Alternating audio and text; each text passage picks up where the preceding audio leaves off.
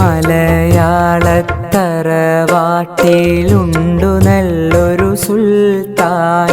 കഥകൾ കൊണ്ടൊരു കോട്ട കെട്ടി ഖൽബിലേറിയ സുൽത്താൻ. ജീവിതത്തിൻ ചോര ചിന്തിയ കഥകളോതിയ സുൽത്താൻ. കഥകൾ കൊണ്ടൊരു കോട്ട കെട്ടി ഖൽബിലേറിയ സുൽത്താൻ. സ്വാതന്ത്ര്യ സമരഭൂവിൽ കരളുറപ്പോടം പൊരുതി ജയിലറ പോകി ദേശ സ്നേഹിയായൊരു സുൽത്താൻ.